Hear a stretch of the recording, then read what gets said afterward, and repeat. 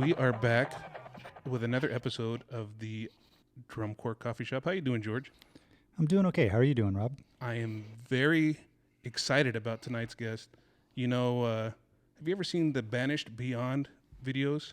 I have. I'm a big fan of Well, those. we have one of not we don't have Banished Beyond, but we have one of the other guys Oh, that was in one of the videos. well, that's One of the exciting. banished. Yeah, yeah. So without further ado, go ahead, George. Let's intro our guest. Today we have a true triple threat, somebody who has been at the top of this activity as a performer, as a judge, and as a designer educator, Mr. Michael McIntosh. Welcome to the shop. Oh, I am so excited. Huge fan. Big time. Thank you so much for having me. How you guys doing out there on the left coast? We are doing good, and I gotta say, it's nice to have one of the original Knights of the Old Republic, Jedi Knights, Tom Float student from the Blue Devils back in the day. One of my childhood heroes on here. Oh, yeah, absolutely. I certainly appreciate that. I've got as much anxiety and craziness going on in my life as everybody else right now. So please don't feel like there's any sort of separation there. Oh no, for sure.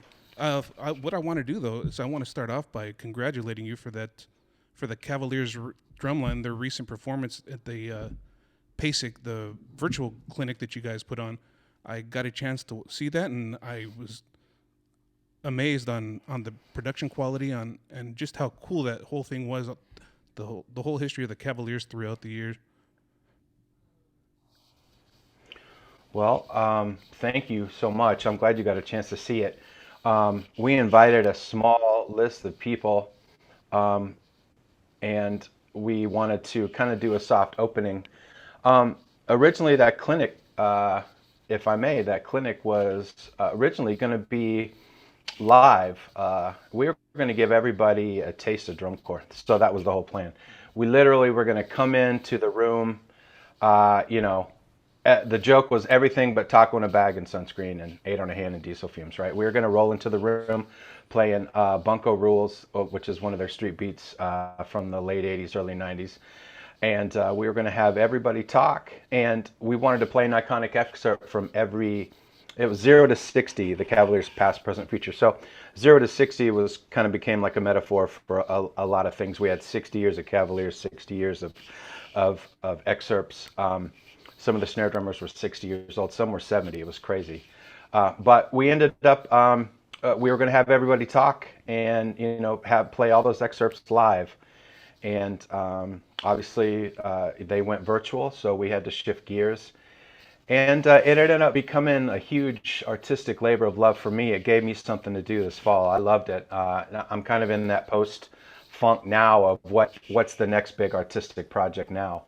But we used some young guys to mix the sound. Nick Mason did an incredible job, former student at Cat from Music City Mystique, a former Cavalier.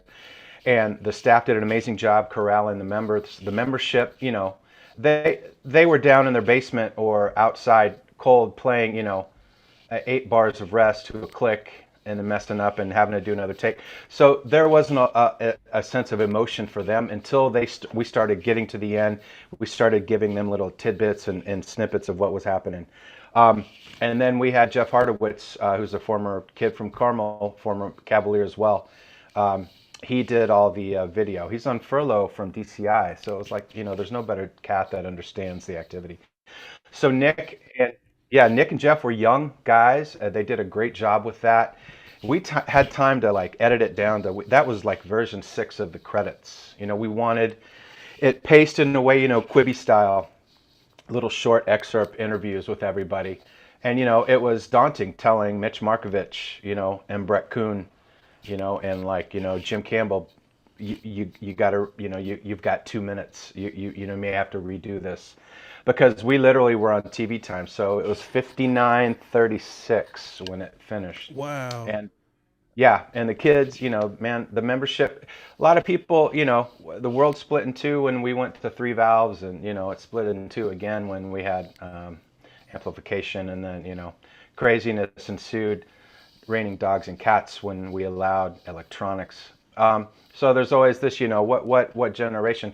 I tell you, these performers that we have, these horses that we had in the drumline this year at Cavaliers, they played every excerpt without any teching. I mean, it was literally like we'd be able to send some video feedback based on the video. They would submit, because we used each excerpt as an actual like teaching mechanism for each week to kind of gauge their, you give them an assignment, you gauge their maturity, their intellectual capacity to get things done, and then you grade, the content, the tone, technique, timbre, timing, tempo, all of that.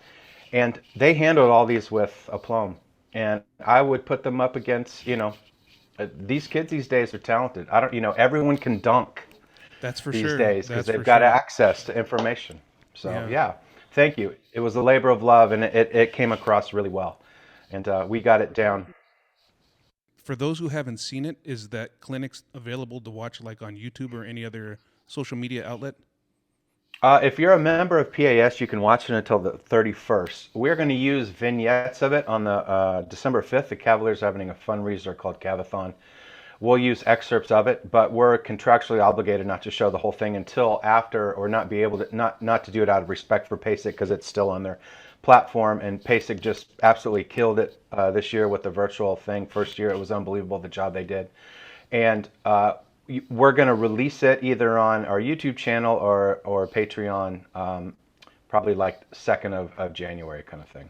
Well, I'm definitely So excited to rewatch the whole thing again, and like I think one of my favorite parts is I want to say Mitch Markovich. His heights are just like pretty dude, crazy.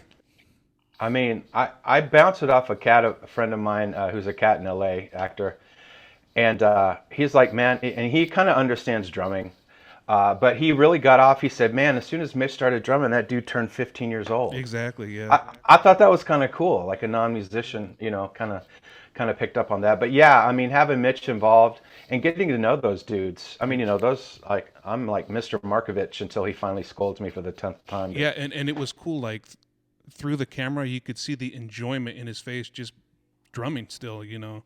He's an intense cat, and I don't know how he plays like that. I don't know anyone else that can do that. I mean, Yeah. that guy, can he goes from 0 to 90,000 and back, and he's spry as a wood sprite. He's in his 70s. I mean, it's unbelievable. I mean, 70 years old, and he's still, rocking it. So made me feel great. But it was nice getting to know him for sure. Yeah. Now the history of the Cavaliers goes back 6 or 7 decades, correct? Yeah, 48 48. is when they were formed. Yeah, started as a Boy Scout troop, and I was gonna say through that whole catalog, how did you pick what you wanted to use and what you wanted to feature on there? it was real serendipitous in some ways. Like for the 61, that was like the only piece I could kind of get my hands on without flying to Chicago and digging through some archives myself. And that just happened to be undefeated season with the 3M's, Mitch Markovich and the other two gentlemen. And it just kind of started. It was like good karma started flowing. We wanted to play the 90 solo. We could not find a transcription of that, unfortunately. And we wanted to play the 81 solo, which was Sing Sing Sing. We were going to ask Dave Flynn, who played the original drum set part, to do that and play the drum set part. So it was going to be 1961, 1975, 81, 82 Spiral Gyra, 1990, 95 Venus, 2002 Fight Club, 2008 Samurai, and then Music from the Future. That's cool. Yeah, I gotta admit, I was sitting there as I was watching it, and I was like trying to guess what's gonna be next. And I was like, oh, are we gonna get to see some 86? Are we gonna get to see some 90? But it was cool. I mean, whatever you guys, the pieces that you guys did, it was awesome. It turned out awesome for sure. Yeah, we were, it was a love letter to everybody that's missing it right now, and it was cool. Even the credits, it was supposed to be a tearjerker. That's exactly what it was. Try to give you all the feels, and yeah, man, it was cool. It was a lot of work, but it was a lot of fun. Yeah, that's for sure. I mean, yeah, talk about missing the activity right now. It's hard to believe that it's been like we didn't have a season 2020, and it seemed like 2019 was just yesterday, but it's been over a year, and and whatever the future holds, it still remains to be seen. But I'm glad we were able to see the 2020 version of the Cavaliers drumline performing in that virtual performance. Yeah, it was fun. And then the dudes, like I said, they weren't really aware of the sum of the whole being greater than the parts and the emotional impact it was going to have. And I mean the Cavaliers, like other drum corps, provide a really unique experience, throughout the summer. It's more than just the show. And we tried to tap into as much of that as we could. It's real hard to do, obviously. No drum corps, no pageantry, no winter guard, no theater.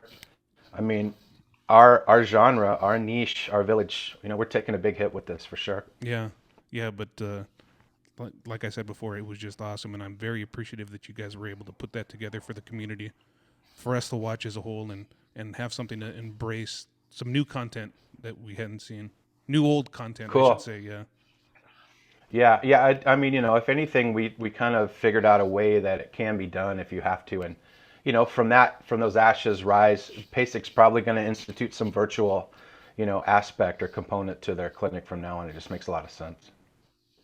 so let's go back to the beginning a little bit for you. I know you've been around the activity for a couple years. Is that a safe thing to say right there? It is. Yeah, a couple two tree. Yeah, yeah. I've been around. It's there's no way I couldn't be around. It was So it's in my blood. where exactly are you from? I know you marched Blue Devils in the late '80s in 1990, but where does the Mike McIntosh story begin? Uh, my dad was a drummer before he became a chiropractor. He was gigging nights, putting himself through chiropractic school. He went to Palmer, which is in Davenport. I was born in Iowa, actually, and we moved to Nashville in 78, 79. And I was a saxophone player in high school. I didn't play drums until my sophomore year. And they asked 3 or 4 of us bass drummers to be the bass drum line. This was a guy, you probably know, Don Click. Yes, Went to high yes. school with Don Click. I went to Brentwood High School outside of Nashville in Brentwood, Tennessee. And he asked us to be bass drummers, and I actually got sick. And then I came back 3 days later. I had heard we're not doing it, and then all of a sudden I heard we're doing it. So it's like, okay, hey, we're doing it. So we played bass drum. I was the one of the either 2 or 3. There was 4 of us, and then our triton player didn't show up, and they asked me to jump on triton. So I'd never drummed. I mean, I just started literally in July, and band camp was in August. So I was on trios, and man, I just bought the heaviest pair of sticks I could get, like the Slingerland 3S, hickories. Double taped them, and I drummed everywhere. I ruined my parents' dashboard. I ruined my dashboard. And then Don asked me the next year. He said, "Go pick up a bass drum," and I was like, "No, I want to play snare." And he's like, "All right, whatever. Rookie, go pick up that snare drum." And I had been drumming, and it was funny. I walked by the band director's office, and Don was talking to the band director, and he said my name, and Don goes, "Yeah, absolutely, snare drum." And that's kind of how it started. I marched snare in '85 and '86. I hadn't played traditional yet, so I actually went to audition at the Cavaliers, '86. Life Marweed was there for the first time. Pat McGowan, Scott Kretzer. I remember all those dudes, sitting across the hall from me. And Brian Mason. I made the first cut on quads, and then I got cut off quads. I got cut off bass drum, and I was in the cymbal line, and I was like, I was like, this isn't for me. Had I known what the Cavaliers were about, because they have their time and place for everything. I probably would have stuck around for sure. So I started playing traditional, and the split happened in '87. We had a choice to go either. I had floor seats for the Beastie Boys, and it was the same night as DCI South, where Blue Devils and Phantom were at. And I'd seen Vanguard the year before. They came through, and one of their snare drummers let me put this drum on and drum, and I wasn't very good, obviously. I was tripping on how small the dot was on the Power Stroke because it was a 14-inch drum. We played 15-inch Slingerlands, Bridgman style. Were they chrome Slingerlands? No, they were white. They were Oh, ugly. that was like the only two color choices back then, chrome or white. Yeah. We had the stock white drums, but I remember going, okay, I sold my ticket and I went to DCS South that night and I saw the Blue Devils. I saw some other groups, and we turned in my friend Tommy Porter, and he was one of those cats where you're hanging out with. He'll get inverted cheese on Tuesday and you'll figure him out on Friday. You know, he was always a couple days ahead of me, but we would push each other. And he turned some stuff in for the Blue Devils, and I did too, just to get a letterhead back and put the envelope on the wall. And I didn't go back to Cavaliers '87. That winter, I auditioned for Spirit. I made it, and then Scott Johnson called and said, "Hey, we got your information, sent out an audition tape."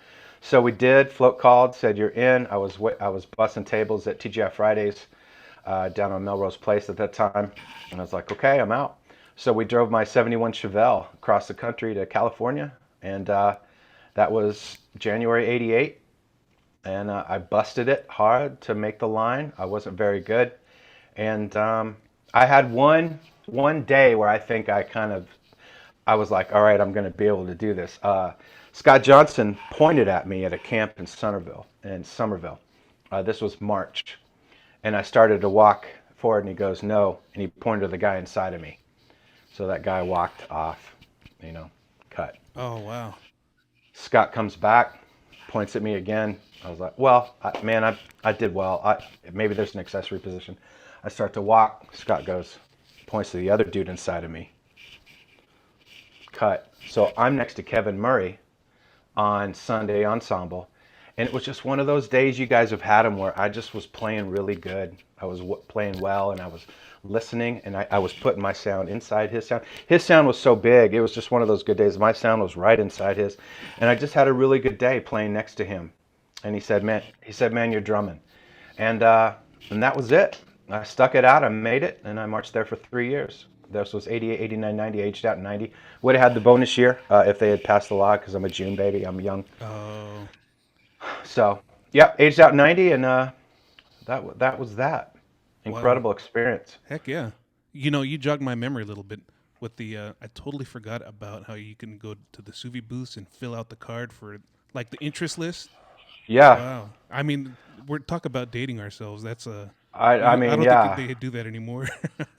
Just send me a letter. This is Blue Devils. And we heard crazy stories like if you tick once, you're out, and there's another dude or a chick or a girl or a guy that fills in. You're just like, what? Yeah. That's we're in Nashville. We don't have access. There was obviously no technology, and I had a PBS tape of '84, and my dad just caught Blue Devils and Cadets, and I watched that until it was all fuzzy. So you said you tried out for the '86 Cavaliers drumline? It would have been the '87 group. I tried out in December of '86, and I hadn't started playing trad yet, so I was on quads. And after that, I started learning traditional. Now I know you've been instructing with the Cavaliers for a long time, but it's just weird to picture you wearing the Cavaliers hat like in uniform as a drummer, because I'm so used to the T-shirt or just the seeing you back in the day, with the Blue Devils and stuff. But that's cool. I mean, that's awesome. I got a chance to hang out with some of those cats when we did the PASIC clinic. Some of those guys that marched '88, '89. Doug Rosner, Glenn Kochi, Slaybaugh, who was a little later, Mark Casey.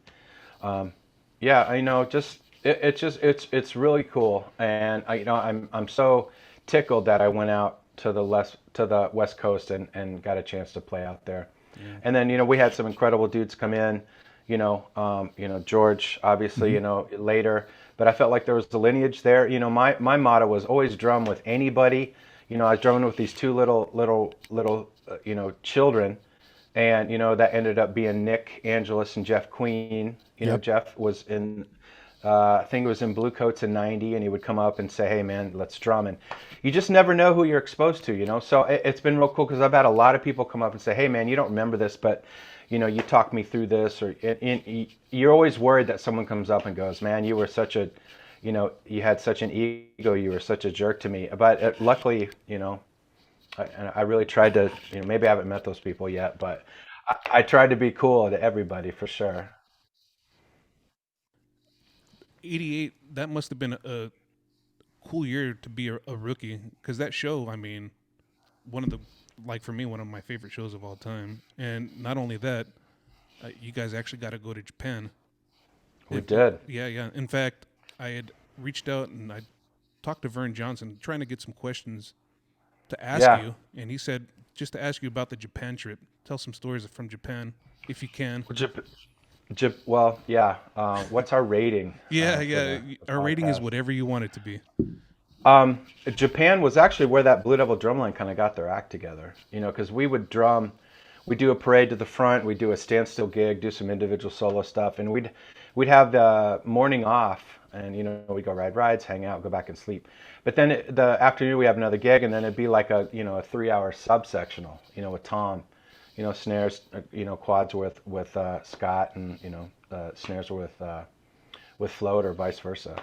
So we had a lot of time out there, and I mean, it was cool. It was like the drumline had a chance. Man, you're marching in the blue. I went from being like a saxophone playing rookie with no experience, and I was in Japan with the Blue Devils. I mean, it was so surreal. But it was a struggle for me too, because I wasn't very good. I just didn't have seasoned hands. I just didn't have any chops really. So it really lit a fire under me. But yeah, we got nuts. Remember these go-karts, they would haul, and they had this e-brake on the back of them, so you'd be going and you'd get close enough to somebody and just yank their e-brake, and they're just like, I mean, Yamaha go-kart, imprinted on their chest. And they weren't real happy with us for that, but I think we did some naked roller coaster riding. I mean, nothing cures the soul and spurns the pulse like undressing while you're you're just frantically getting undressed, and then then getting dressed as you're done with the thing. I mean, whatever. 19-year-old kids just living the dream out there for sure. It was fun, but we ended up using that it was a sectional. I mean, we drummed all the time, which was great. Got to know each other. The chemistry was good.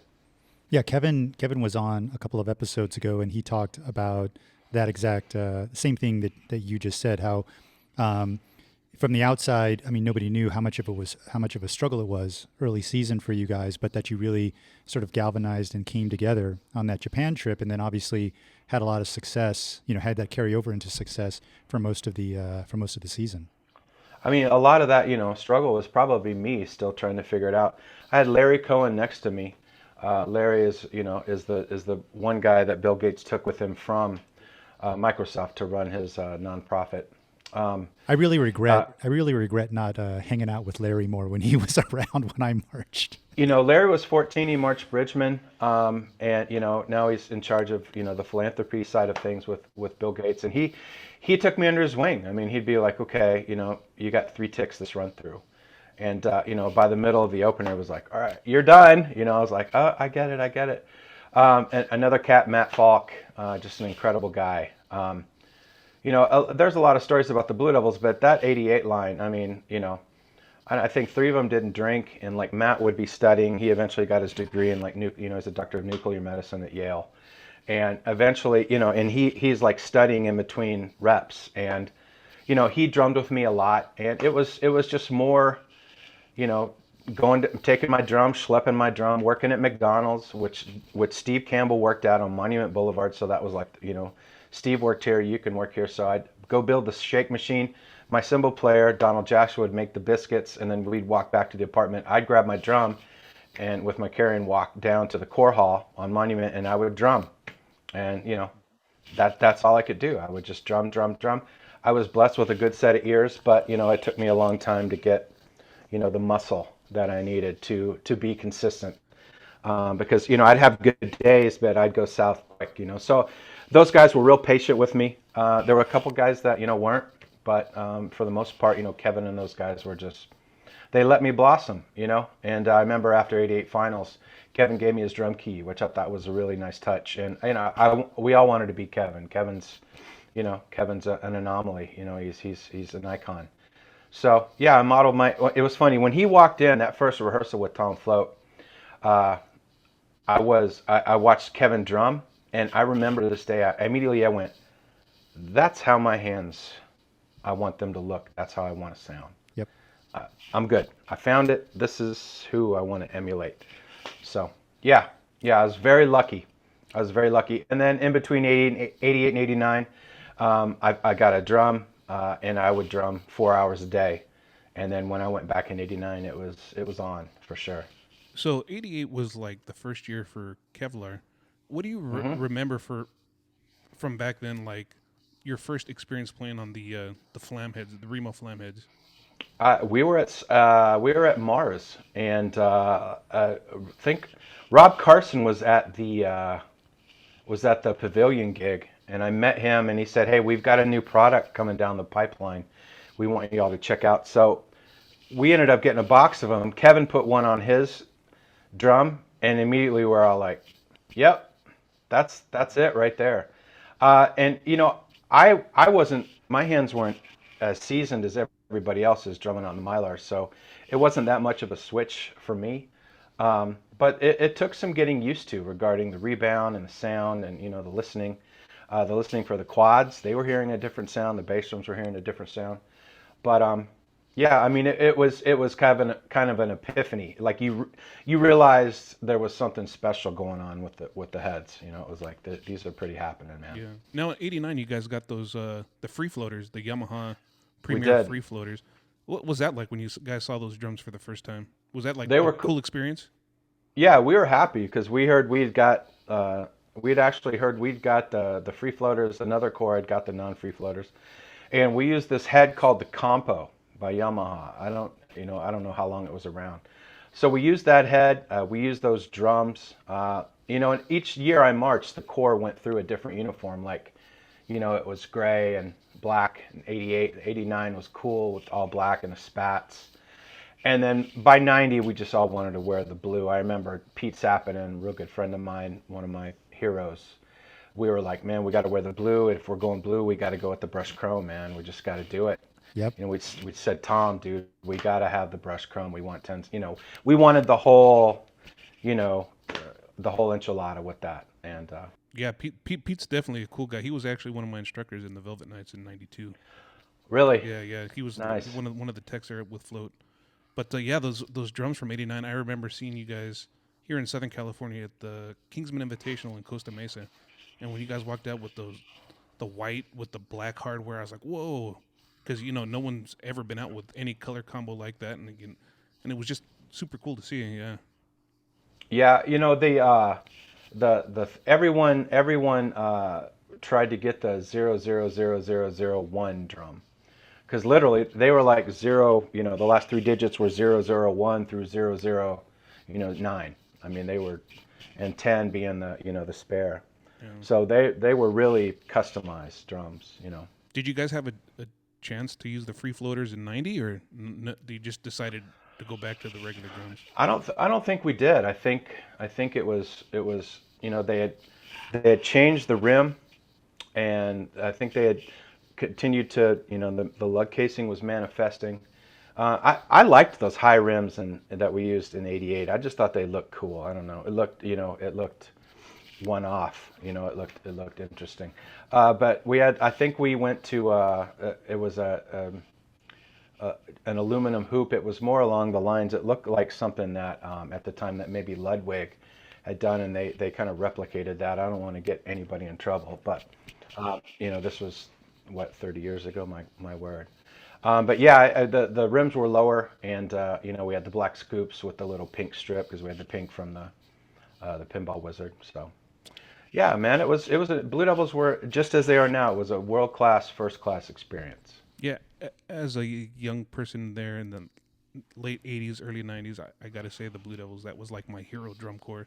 As a matter of fact, we're talking about 88, 89, and now let's move on to '90. As a young 16-year-old, the Suvi truck in Riverside, let me see, put it up here so you could see it. It's a signed, autographed drum head from the 1990 Blue Devils, and I want to say your signature's there at the bottom. You know what? That is Tom Floats in red, and that's actually my writing. My chicken scratch. Pete would do them, and it would look like a work of art. Yeah. I don't know. I can't. I can't write anymore, and And I then couldn't then. Oh, he signed it on the he back. signed it on the back too. No one's ever really seen the back, so this is the first time I'm ever showing that on the back. But the Tom Float autograph, and as a 16-year-old, that was a big deal for me because I idolized you guys so much. The Blue Devils drumline, it's here on the West Coast, and I was in awe when I bought this in Riverside. Is that a used head? Yeah, it was. Even better. The story behind that was Catherine Float's brother was the Suvi guy, and he got in tight with the snares.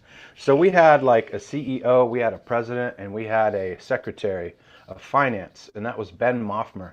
So we worked out a deal with Catherine's brother to sell them for $10. The snare line would get 7, and he would get 3. So free day in Montreal, we probably had $160. Yeah.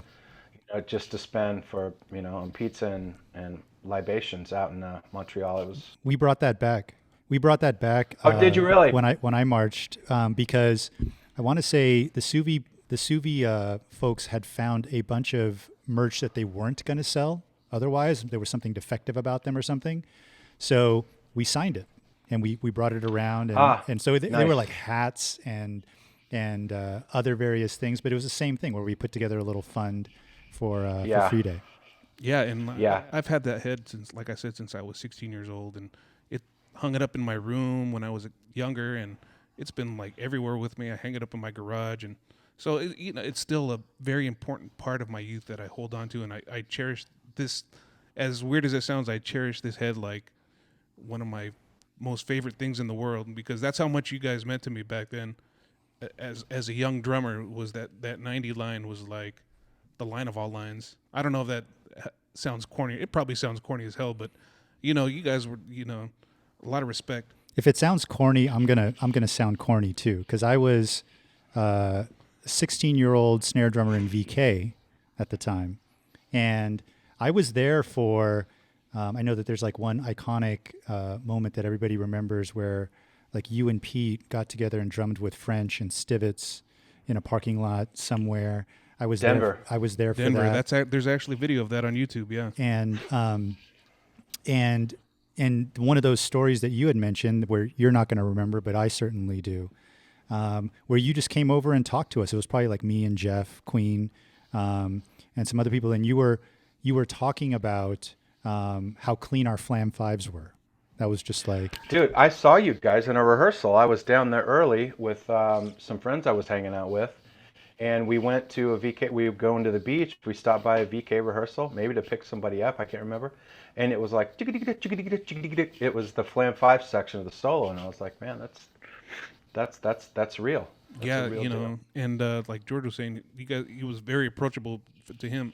Also, when I had bought that head in Riverside too, I'd met Queon just walking through the parking lot after the show, and he was super cool. He walked me over by the drum truck, by the equipment truck, and I met a whole bunch of you guys. I'm sure you were there and floating. I was like a little kid in awe just looking up at everybody.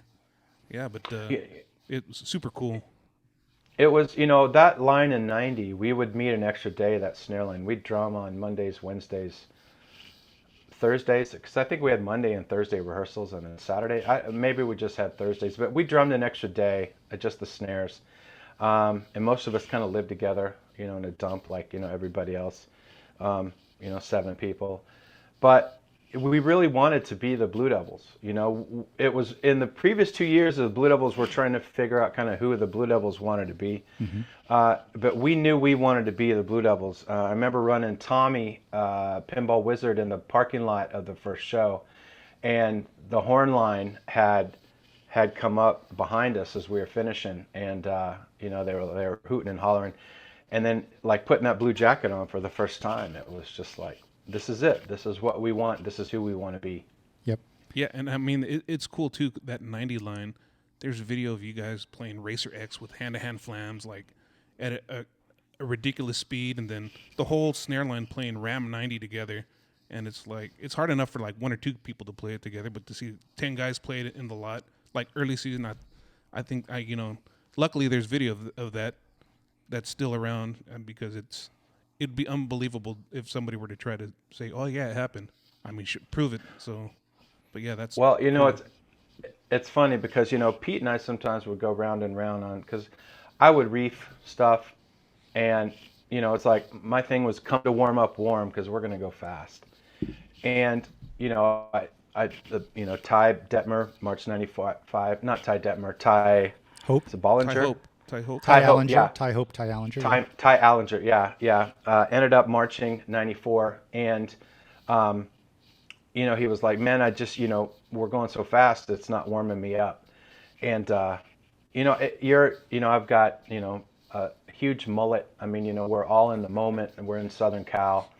And I remember saying something, well, people are going to remember us for this, and they're not going to remember the ticks. And I don't know if that came true. It seems like maybe it did, which is maybe my way of apologizing and saying, I'm sorry. I know we're running stuff fast, but I wanted to be memorable, and I wanted, the line was just, it was just a cool experience.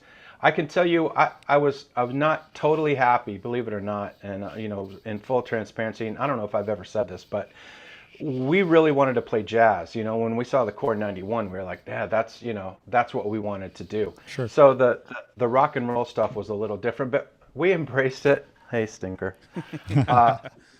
We embraced it, and we ended up, watching the movie and pulling some visuals from there.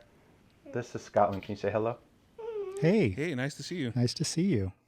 These are two of Daddy's friends that he kind of grew up with vicariously. So, can you go back upstairs? She's like, when was that? A bit, okay. Yeah, it was last week. Okay, no, please don't. Okay. So, that we wanted to play jazz, and the rock and roll was cool. I mean, we did some the design team did a great job with it. But in my heart, we'd kind of come out there to play some, So the departure in '90 was cool. I remember driving out to Float's house with Pete, and he played us a drum machine version of the solo. And the original solo was like insane. Yep. I remember Wayne Downey, the first time we played it in Somerville, like going, like, this is long. But I remember Pete and I went back, and we're like, we're going to do everything we can, to rock that stuff. And, we learned the opener on a Saturday, and 3 hours later, Float was so over us, he's like, go make up some drill to the opener. And we did. And we came back. I think we played it with one tick. Like, that line just hyped, The opener wasn't that hard. So, yeah, there was just something special about that line. We just wanted to be the Blue Devils. That '90s show, it was definitely a different show compared to Departure. Yes, Yeah. yeah, compared to the shows. But and I guess it was pushing the design limits a little bit because they were doing things that nobody had really done before with the tarps on the ground and then the color guard and the different style costumes compared to what the Blue Devils color guard has worn in the past. But it's cool. I mean, you got to start somewhere if you're trying to change something. Well, Scott Chandler, that was his first year, and he brought such a cool energy to the color guard. And I think Dave Carrico was involved, and I think it was actually his idea. He did the brass. It was actually his idea to bring the drumline back down to the front and let us kind of ram at the end of the show. So thank you, Dave. Tip of the cap for that. But it was an amazing time. There were a lot of amazing people in that group. Sherry Gibbs, I think, was in that group. People that I'm still friends with. And it was cool because I remember seeing Kevin Murray at a show, and he came up and he kind of gave me like a collegial handshake, like eye to eye, and that meant a lot to me, because we were just trying to be, we were trying to be the Blue Devils. Whatever at Sunday at Cracker Barrel on a Sunday after finals, you're eating. You look back and you go, that was the Blue Devils. We didn't know what it was going to be. We just know we wanted to be the Blue Devils. So whatever ended up being on Saturday night was it. And that really, when you say that, that really resonated with me, because when I saw you guys as a young rookie in VK, that made my decision for me as far as wanting to be a Blue Devil. And when I got there, that was all I wanted. I wanted to wear exactly like you had talked about. I wanted to wear the cool blue jacket. I wanted to play jazz. And that feeling, I mean, I'm sure every corps has their version of this, but that feeling of getting to do what inspired you, right? And thankfully, like now as an educator, I've had students march the line, like, and that's a big point of pride for me. But every single one of them, when they made it, I told them, I was like, okay, now that you get to be a Blue Devil, now you're on the other side. And this speaks to the other thing that you had mentioned, which is now you have to do it for the next generation coming up. That's right. That's right. And it's not always going to be easy, just like you said, as a rookie, which I think is important for people to know. It's not like making a group like that answers all of your problems. It never does. It requires a lot of hard work. But there's a continuum, and that's what drives this activity. And I want to let you know, I mean, you did that personally for me. Specifically, I remember that line. And hopefully by the time we aged out, we made good on that promise, Oh my God. I remember being in the lot in '94. I saw you guys all year. Saw you in Burlington. I think you fell. I fell. I was going to ask you if you remember me falling. I do. I was like, George, I was worried about you. I was on my back. Yeah, Madison tenor drummer fell too. And of course the drum line was, on the back, back 40, and you had to go all the way back. Great recovery. You got back in there. I know I was really proud of you. I was really proud of Ty. It was cool to see Roger Carter in there. Oh gosh. That quad line, the little kid that was running around in 90 was now in the middle of the quad line. So it was just all these people that I kind of made good on their promise to push the lineage. And that line to me really was like the next standard. 90 was kind of the end of one genre or style or period. And then I think that 94 line just knocked it out of the park. And, 93 Star and 94 Blue Devils, it just created another, thing. Then you had the, mid 90s with the Cavalier lines and, Vanguard starting to make some noise again. I mean, it was super cool. But that 94 line, I was never more proud because you won, and I was in that period where there were no championships. It was just be the Blue Devils and enjoy it, and bring something to the table. And if you win, you win. If you don't, you don't. That's great. But I was really proud of the job that George, that you had done in '94, and that you guys went on to such greatness. I thought that line was amazing. I think what's really great about the way you guys approached 90 was that you didn't know it was going to be the last year for Float there.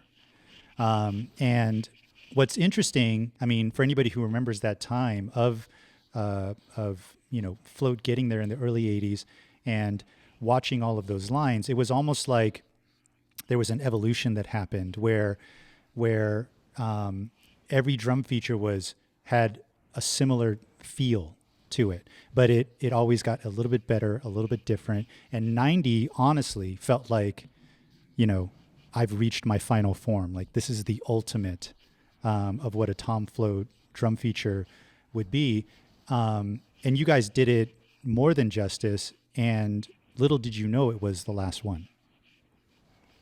I had no idea. I mean, Tom's approach, 75 Oakland, what he did at Spirit, 80, 81, going to BD in 82, 83, the quality of 84, that the maturity and just the look of 85, that the brilliance and virtuosity of 86, the absolute, machismo of 87, yeah.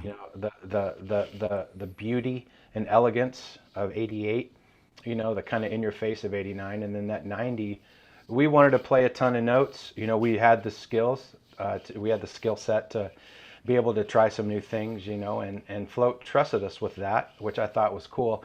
And I tell you, that line, when push came to shove and we knew, like the inverted cheese chichettas were on the chopping block, it was go time. And I remember Queon coming up to me and goes, man, the wind was sending over that cheese. It was like Velveeta, inverted cheese, wafting on the wind, the snare, cheese, cheese, cheese, cheese, cheese.